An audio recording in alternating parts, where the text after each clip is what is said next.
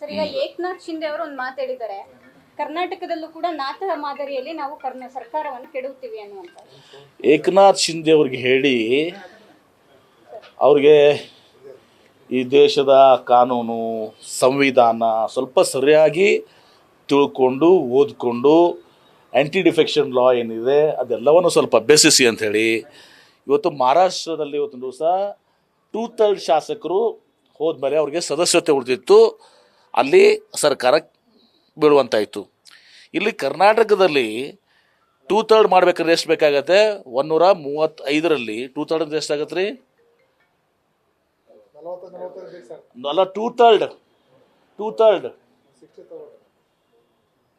2/3 ನೋಡ್ರಿ, 40, 45, 90 90 ಜನ. 2/3 135 divided by 3 ಎಷ್ಟಾಗುತ್ತೆ? 80-90 ಬೇಕಾಗತ್ತೆ ಏನ್ರಿ? 89 ಜನ ಹೋದರೆ ಅವ್ರ ಸದಸ್ಯತೆ ಉಳಿತದೆ.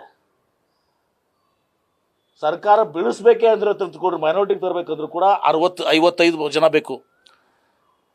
ಏಕನಾಥ್ ಶಿಂದೆ ಅವ್ರಿಗೆ ಹೇಳಿ ಒಂದು 5 ಸ್ಯಾಂಪಲ್ 5 ಮಾಡಿ ತೋರಿಸಿ ಅಂತ ಹೇಳಿ ಅವ್ರಿಗೆ. ಉಲ್ಟಾ ಏಕನಾಥ್ ಶಿಂದೆ ಅವ್ರ ಪಕ್ಷದಿಂದ, BJPಯಿಂದ ಮತ್ತು ಜನತಾದಳದಿಂದ ಸುಮಾರು 15-20 ಜನ ಬರ್ತಾ ಇದ್ದಾರೆ ನಮ್ಮ ಪಕ್ಷಕ್ಕೆ. ಜಾಸ್ತಿನೇ ಆಗ್ತದೇನು ಗೊತ್ತಾಯ್ತಲ್ಲ? ಆ ಕಡೆಯಿಂದ ಜನತಾದಳದಿಂದ BJPನೂ ನಮ್ಮ ಕಡೆ ಬರ್ತಾ ಇದ್ದಾರೆ, ಸಂಪರ್ಕದಲ್ಲಿದ್ದಾರೆ.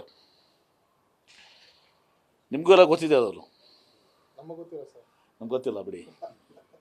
ಸೊ ಹೀಗಾಗಿ ಈ ಏಕನಾಥ್ ಶಿಂದೆ ಅವ್ರದ್ದು ಇವೆಲ್ಲವೂ ಕೂಡ ಬಾಲಿಶ ಹೇಳಿಕೆಗಳು, ಇಮ್ಯಾಚ್ಯೂರ್ ಸ್ಟೇಟ್ಮೆಂಟ್. ಈ ಥರ ನಮ್ಮ ರಾಜ್ಯದಲ್ಲಿ ಇವರು ಸರ್ಕಾರಕ್ಕೆ ಇಡೋದಂತೂ ಬಿಟ್ಬಿಡಿ, ಒಂದು 5 ಜನ ಸ್ಯಾಂಪಲ್, ಒಂದು 5 ಜನ ಇದು ಮಾಡಿ ತೋರಿಸಿ ಅಂತ ಹೇಳೋರಿಗೆ. ಯಾರು ಸದಸ್ಯರು ಕಳ್ಕೊತಾರ?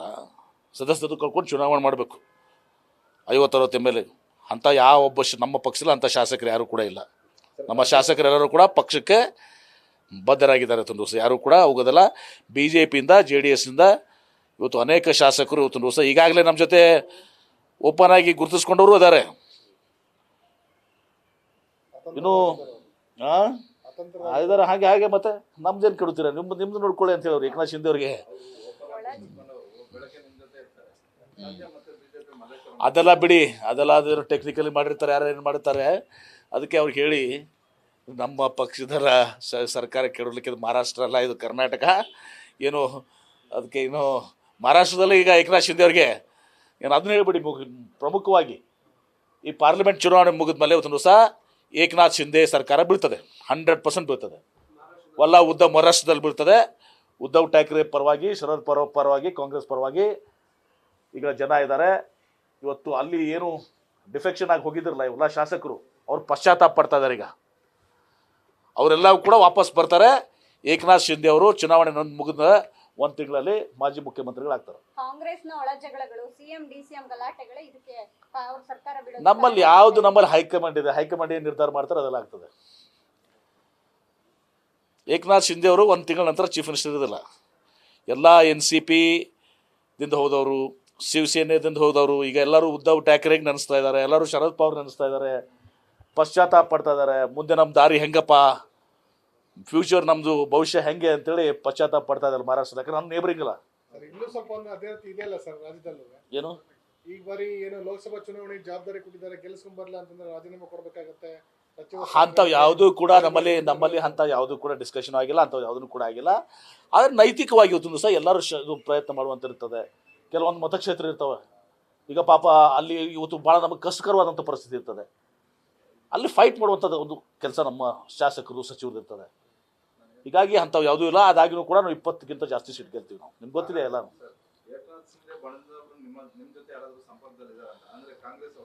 ನೋಡಿಪ್ಪ, ಏಕನಾಥ್ ಶಿಂದೆ ಅಲ್ಲಿ ಏಕನಾಥ್ ಶಿಂದೆ ಅವರ ಶಿವಸೇನೆ ನಿರ್ಣಾಮ ಆಗ್ತದೆ, ಅಜಿತ್ ಪವಾರ್ ಅವರ NCP ನಿರ್ಣಾಮ ಆಗ್ತದೆ. ಎಲ್ಲರೂ ಮತ್ತೆ ಉದ್ಧವ್ ಠಾಕ್ರೆ ಮತ್ತು ಶರದ್ ಪವಾರ್ ಕಡೆ ಹೋಗ್ತಾರೆ.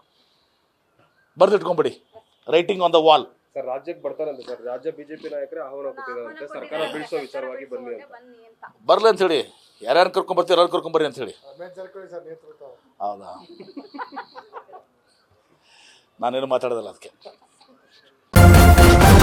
ನ್ಯೂಸ್ ಫಸ್ಟ್ ನಿರ್ಭೀತಿಯಿಂದ ನಿಮ್ಮ ಪರವಾಗಿ.